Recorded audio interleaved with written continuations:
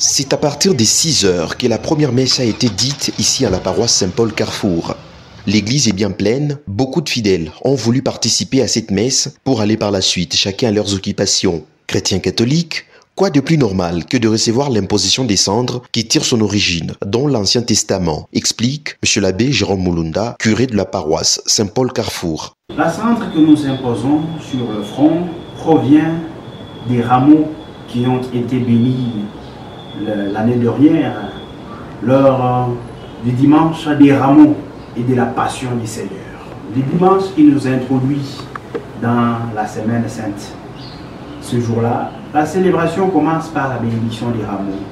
Et ces rameaux nous accompagnent dans la procession jusqu'à la prière d'ouverture.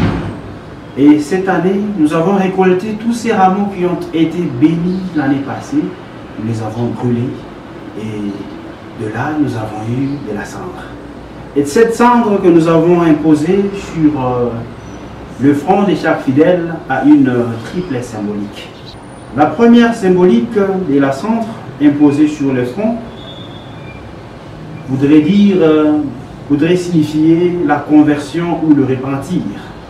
Et la deuxième symbolique de la cendre, c'est la faiblesse, la fragilité de l'homme, la petitesse de l'homme, et je pourrais même dire la vanité de l'homme devant Dieu.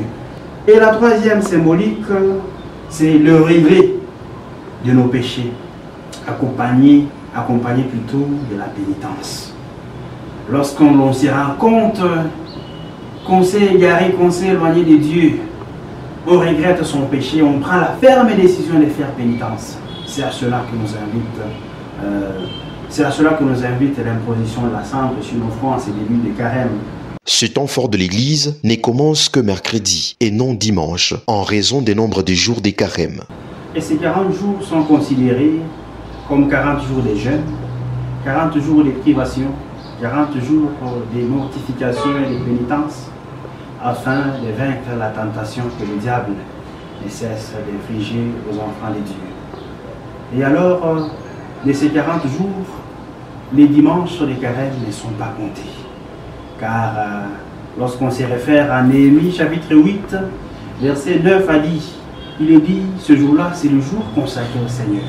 Et Néhémie lui-même précise, et dans ce livre de Néhémie, Esdras et Néhémie précisent, en s'adressant au peuple de Dieu, ils leur disent, ce jour est consacré au Seigneur.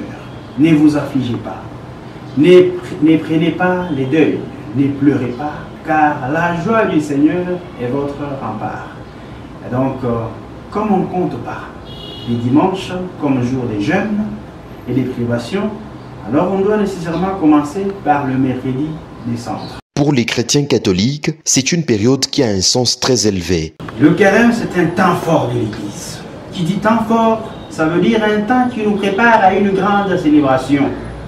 Et cette grande célébration, c'est la résurrection de notre Seigneur et Sauveur Jésus-Christ. Le mystère de Pâques, le mystère que nous célébrons à Pâques. Et Saint Paul dit, sans la résurrection du Christ, ou si le Christ n'était pas ressuscité, vaine est notre foi. C'est un temps de jeûne, de privation, afin de vaincre la tentation infligée à notre vie par Satan, comme l'avait fait le Christ lui-même au désert.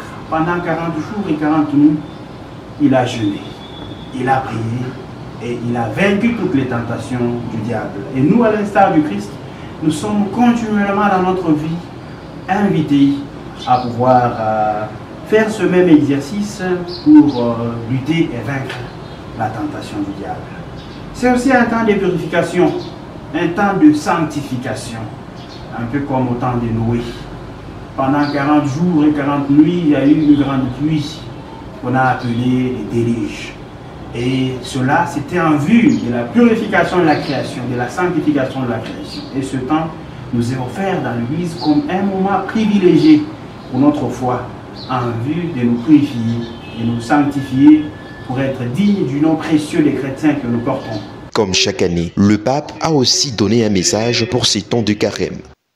Pour le temps de carême 2025, le message que le Saint-Père, le pape François, nous a adressé.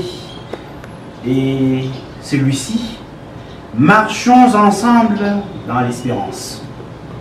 Et ce message corrobore ou ce message fait suite ou s'inspire des deux événements importants de l'Église. Au programme, différentes messes ont été prévues durant toute la journée de ce mercredi en vue de faciliter à tous les chrétiens de recevoir l'imposition de la cendre.